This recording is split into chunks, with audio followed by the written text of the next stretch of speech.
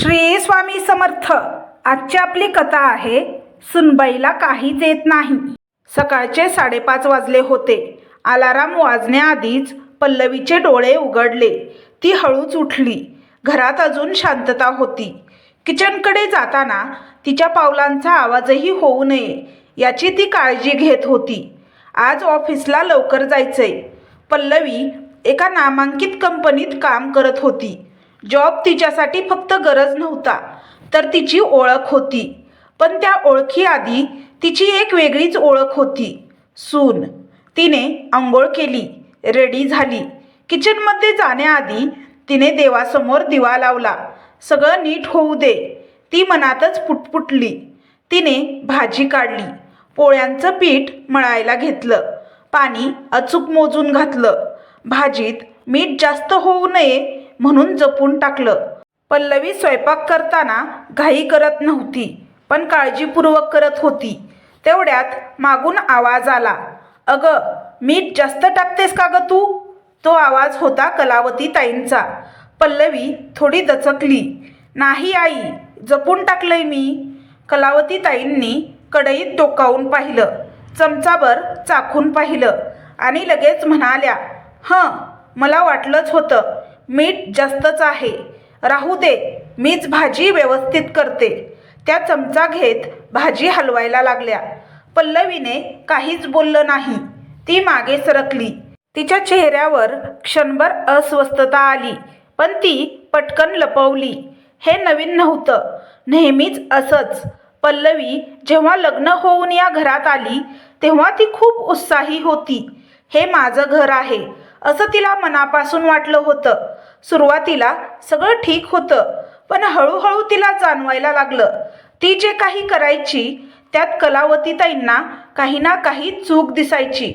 पोळ्या जाड झाल्या, भाजी नीट शिजली नाही, भांडी व्यवस्थित धुतली नाहीत, कपडे नीट घडी केले नाहीत आणि शेवटी, "थांब, मीच करते व्यवस्थित."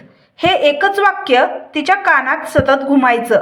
पल्लवीचा नवरा पंकज ऑफिससाठी तयार होत होता। "पल्लवी, माझा निळा शर्ट कुठे आहे?" "कपाटात वरच्या रॅकवर ठेवला आहे."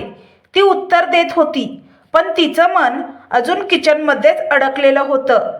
पंकजला हे सगळं दिसत होतं, पण तो काही बोलत नव्हता। त्याला वाटायचं, आईचा स्वभाव आहे, पल्लवी समजून घेईल।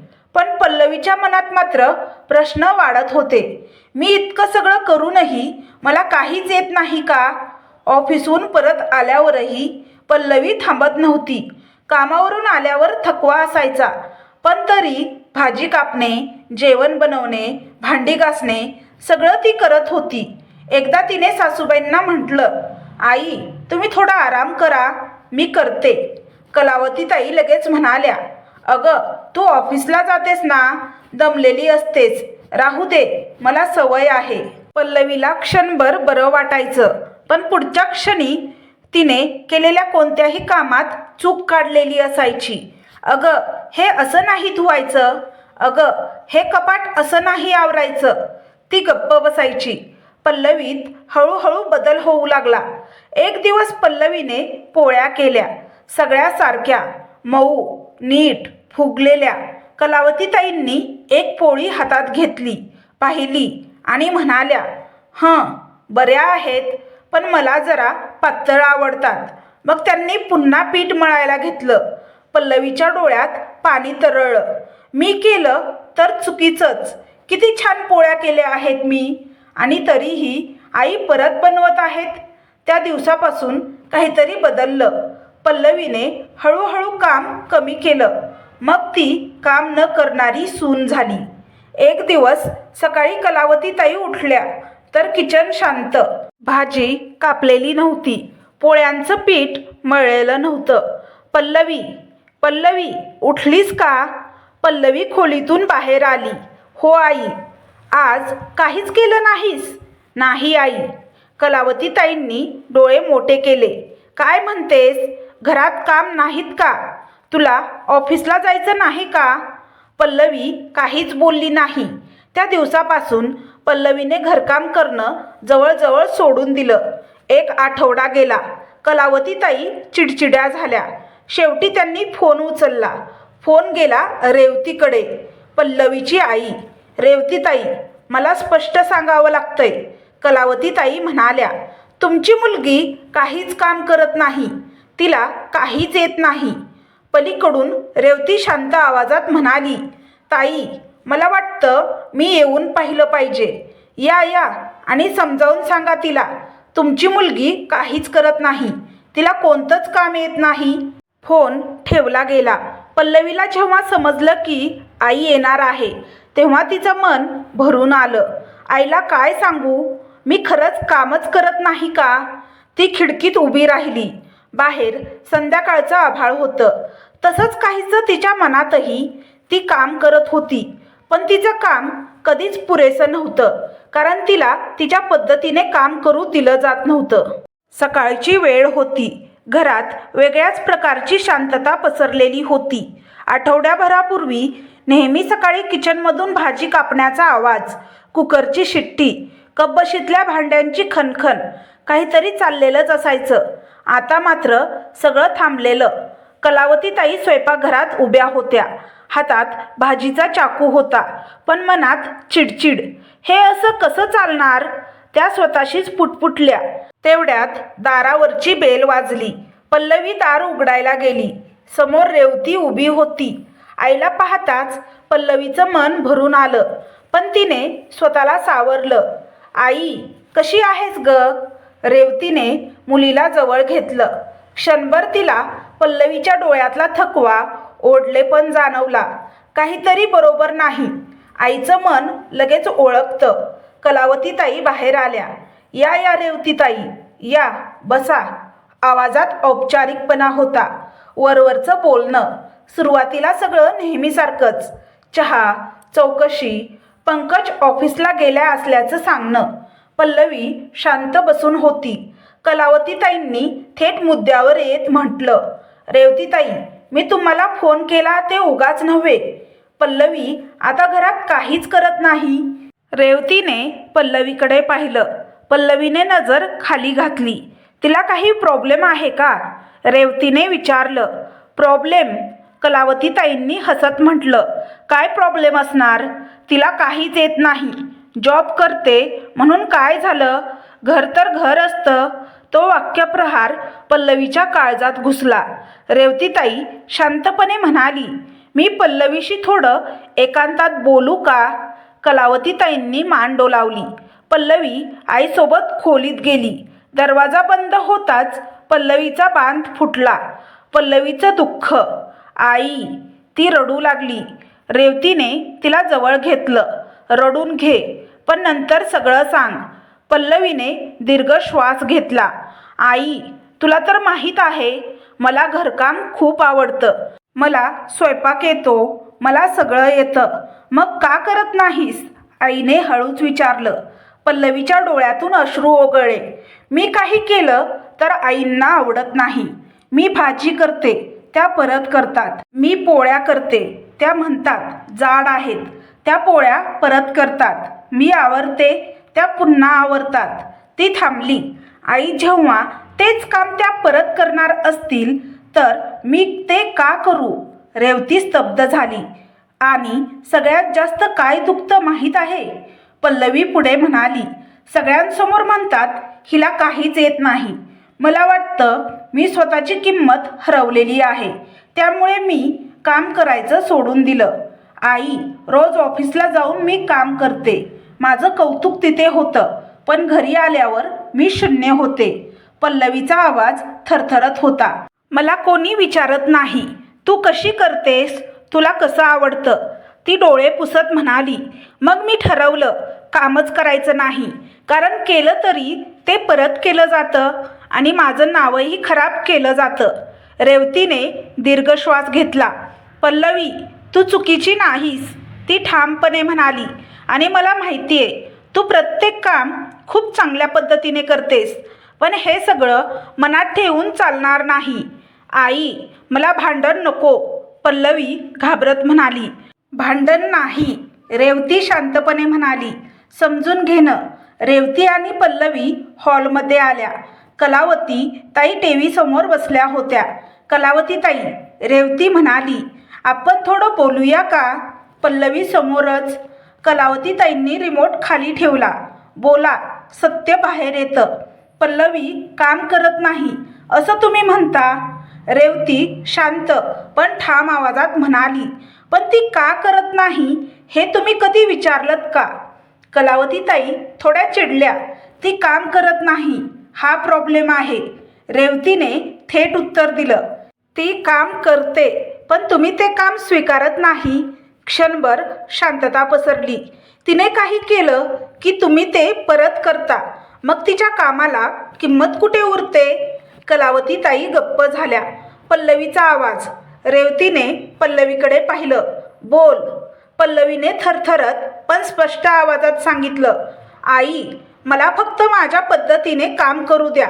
तुम्ही जे काम करता तेच परफेक्ट आहे असं तुम्हाला वाटतं, पण मला तुमच्यासारखं परफेक्ट व्हायचं नाही. ती थांबली.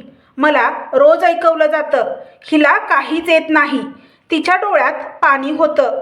कलावतीताईंना जाणीव होते. कलावतीताई काही क्षण काहीच बोलल्या नाहीत. मग हळू आवाजात म्हणाल्या. मला वाटायचं मी तिला मदत करतेय. रेवती म्हणाली. मदत आणि नियंत्रण यात फरक असतो ताई. त्या वाक्याने कलावतीताईंना काहीतरी टोचलं.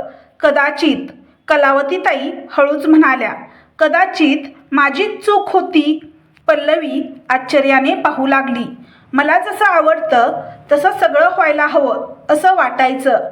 त्यांच्या आवाजात पश्चाताप होता. पल्लवी काहीच बोलली नाही. ती फक्त एवढंच म्हणाली. मला माफी नको आहे, फक्त मला समजून घ्या. कलावतीताईंच्या डोळ्यात पाणी आलं. कधी कधी दोष कामात नसतो, दोष असतो अपेक्षांमध्ये, आणि त्या बदलल्या तर नातं बदलायला वेळ लागत नाही. घरात आज काहीतरी वेगळंच होतं. नेहमीची ती ताणलेली शांतता नव्हती. ती काहीतरी बिनसलंय अशी जड हवा नव्हती. आज घरात पहिल्यांदाच विचारांची शांतता होती. पल्लवी खोलीत उभी होती. काल घडलेला संवाद अजूनही तिच्या मनात घोळत होता. खरंच बदल होईल का, की हे फक्त त्या क्षणापुरतंच होतं? ती स्वतःलाच विचारत होती. सकाळची सुरुवात. सकाळी पल्लवी नेहमीप्रमाणेच उठली, पण आज तिने थेट किचनमध्ये जाण्याऐवजी थोडा वेळ खिडकीजवळ उभी राहून बाहेर पाहिलं. तिच्या मनात एक निर्णय पक्का होत होता. मी परत सगळं जुन्यासारखं करणार नाही, पण पूर्णपणे दूरही राहणार नाही. ती हळूच किचनमध्ये गेली. कलावतीताई आधीच तिथे होत्या. क्षणभर दोघीही गप्प. पल्लवीने हळू आवाजात विचारलं. आई, आज भाजी मी करू का? कलावतीताई थोड्या गोंधळल्या. क्षणभर थांबल्या. मग त्यांनी मान हलवली. कर. तो एक शब्द छोटा होता, पण पल्लवीसाठी खूप मोठा. ती भाजी कापायला लागली. हात किंचित थरथरत होते. कलाताई भाजी पाहत होत्या, पण काहीच बोलत नव्हत्या. ना टोमणा, ना सूचना, ना असं नाही. पल्लवीच्या मनात एक हलकीशी उसंत आली. स्वयंपाकघरातला बदल. भाजी झाली, फोडणी झाली, मीठ घातलं. पल्लवीने मुद्दाम विचारलं नाही. मीठ बरोबर आहे ना? तिने स्वतःवर विश्वास ठेवला. कलावतीताईंनी भाजी चाखली. क्षणभर पल्लवीची छाती धडधडली. मग कलावतीताई म्हणाल्या, बरी झालीये, एवढंच. पल्लवीच्या डोळ्यात पाणी तरळलं, पण ते आनंदाचं होतं. पंकज सकाळी ऑफिसला निघत होता. किचनमधलं दृश्य त्याच्या नजरेत पडलं. आई आणि पल्लवी एकत्र उभ्या होत्या. दोघींमध्ये शांतता होती, पण ताण नव्हता. काहीतरी बदललंय, तो मनात म्हणाला. पल्लवी, आज भाजी तू केलीस का? त्याने सहज विचारलं. हो, ती हसून म्हणाली. पंकजने आईकडे पाहिलं. कलावतीताईंनी पहिल्यांदा स्पष्टपणे म्हटलं, छान झालीये. पंकजला धक्का बसला. दुपारी रेवती जायला निघाली. पल्लवी त्यांना सोडण्यासाठी गेटपर्यंत आली. आई, ती हळूच म्हणाली, तू नसती आलीस तर कदाचित काहीच बदललं नसतं. रेवती हसली. मी फक्त आरसा दाखवला. ती म्हणाली, बदल त्यांनी स्वतः केला. ती आत वळली. कलावतीताई दारात उभ्या होत्या. माफी नव्हे स्वीकार. रेवतीताई कलावतीताई म्हणाल्या, काल जे झालं त्याबद्दल. रेवतीने थांबवलं. माफी नको ताई, ती शांतपणे म्हणाली.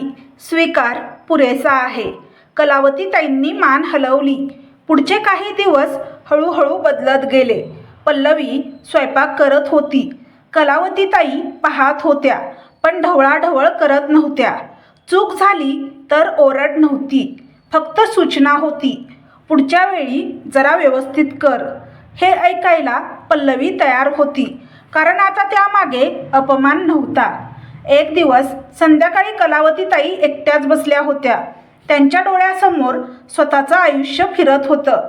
मीही एकेकाळी सूनच होते. माझ्यावरही माझ्या सासूबाईंनी असंच केलं होतं. त्यांच्या डोळ्यात पाणी आलं. मग मी तेच का केलं? खुलासा.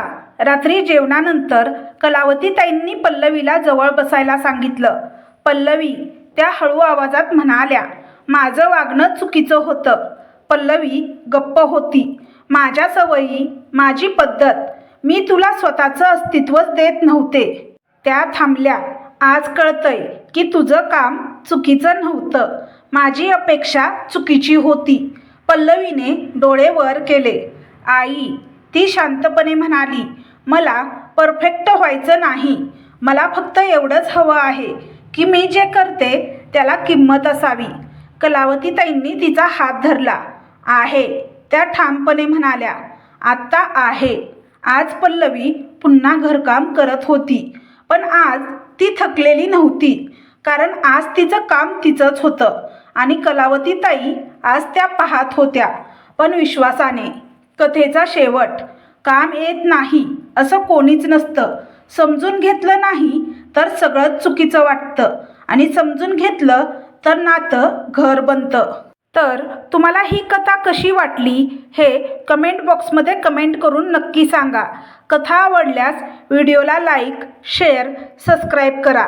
व्हिडिओला हाईप करा, जेणेकरून हा व्हिडिओ जास्त प्रेक्षकांपर्यंत पोहोचेल. व्हिडिओ पाहिल्याबद्दल तुमचे मनापासून धन्यवाद. श्री स्वामी समर्थ.